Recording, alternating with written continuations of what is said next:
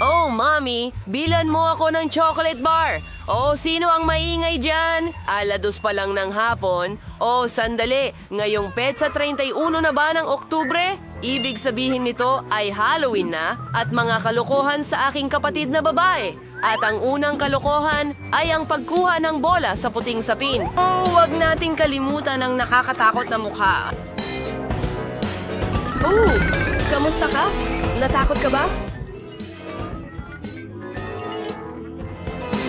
Aha! Pagkatapos, magpatuloy tayo. Kailangan natin maging napakatahimik. Hoy! Boo! At narito ang aking kapatid na natutulog. Maaari tayong maghang ng multo sa itaas ng kanyang ulo para matakot siya ng husto. Pagkatapos ng multo, mapapansin niya ang kanyang mga kamay at mayroong nakakatakot na mga guwantes ng horror. Gusto niyang bumangon at labanan ako pero hindi siya gaanong makakalayo kung may mga bilog na candy sa ilalim ng kanyang mga paa. Ang susunod ay ang pinakamalupit na bahagi, berdeng slime sa isang plato. Babagsak siya ng mukha una dito.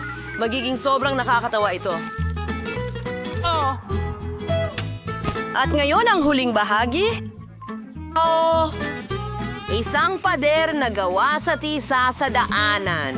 Tara, tingnan natin ang mangyayari. Oh, kay gandang umaga! Oh, Diyos ko! Anong klaseng halimaw ito? Ay, hindi! Lahat ng mga guwantes. Sige, kahit ano. Oh, nahuhulog na ako. Oh, si Ben nga ito.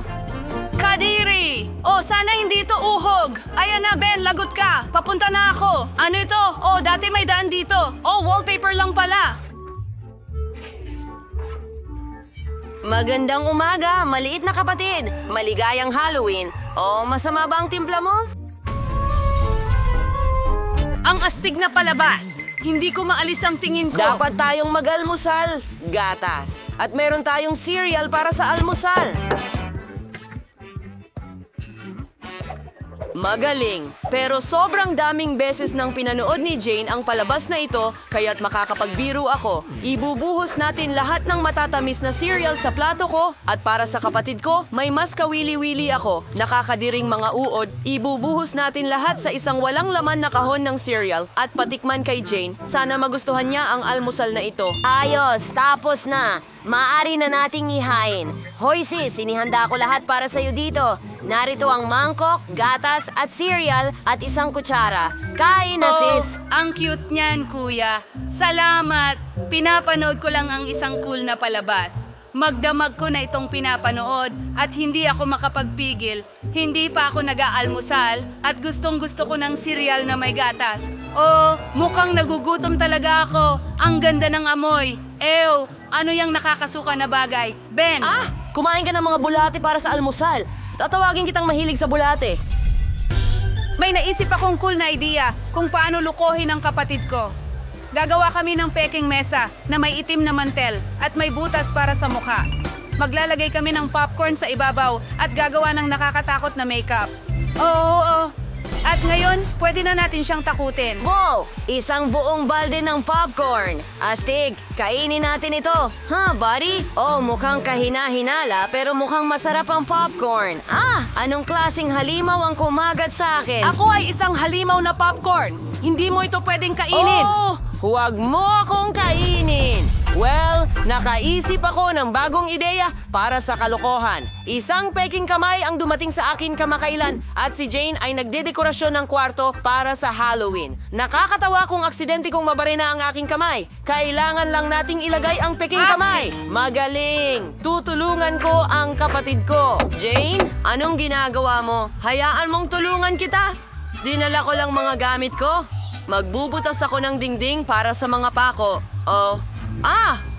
Anong nangyayari? Ang kamay ko.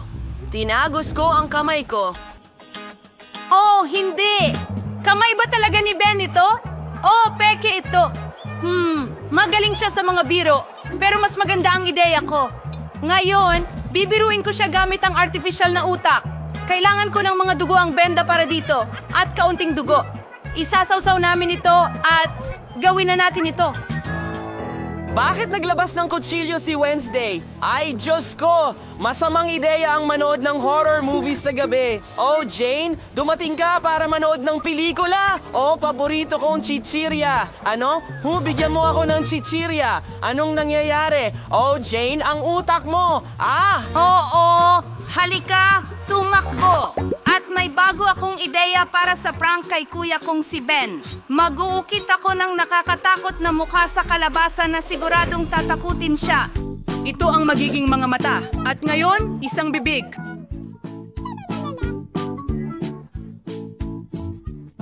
Mahusay!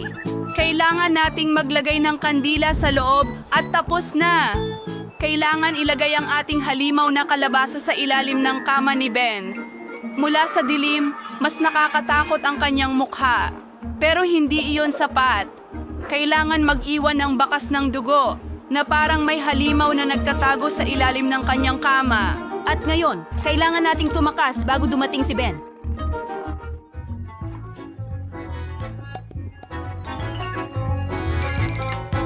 Ang paborito kong kanta ay tumutugtog.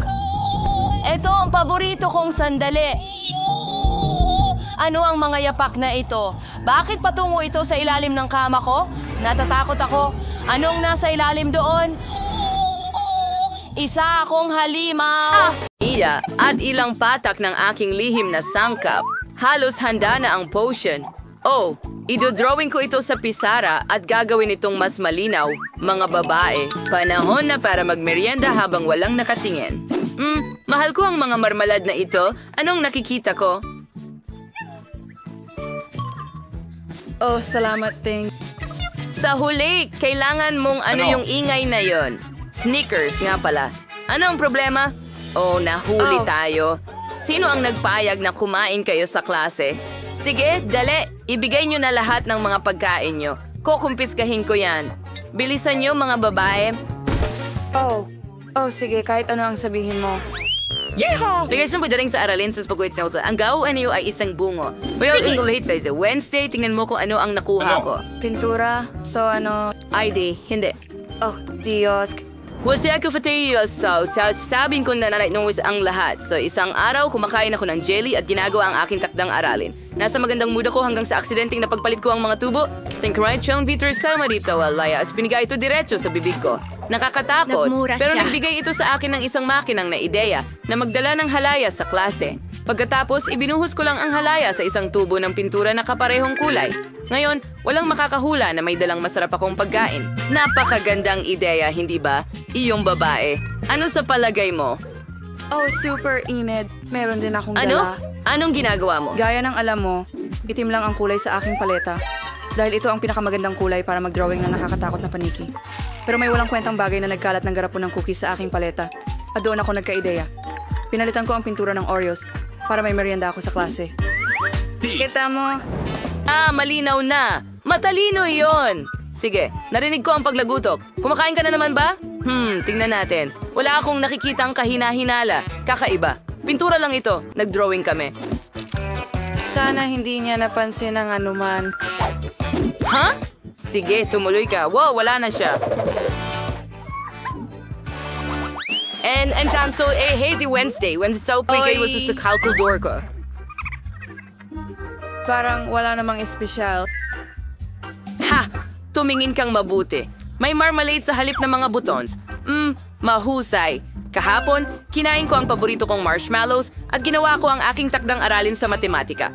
Pero pagkatapos, ay aksidente kong nahulog ang calculator at lumipad lahat ng mga butones nito.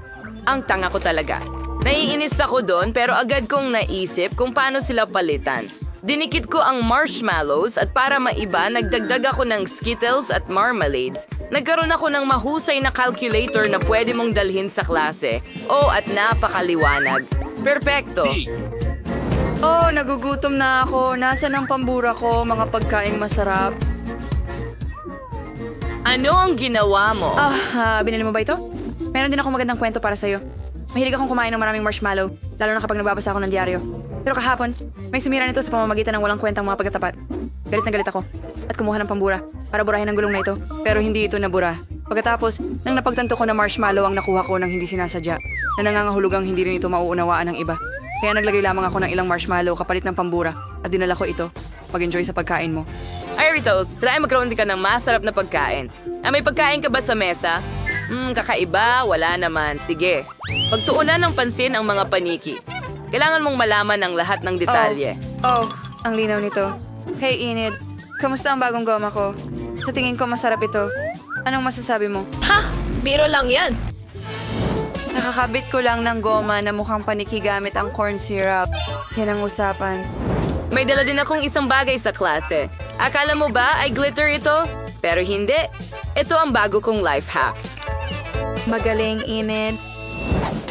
Salamat. Mahirap dalhin ang mga candy sa klase ng biolohiya. Kaya kumuha na lang ako ng kawali at ibinuhos dito ang umuusok na candy. Ngayon, may enjoy ko na ito sa kahit anong pagkakataon habang hindi nakatingin ang guro. Ang galing. Siya Sundasio is basak sin sinasawag silang masapaniki. Nalala mo ba ang lahat? Ano?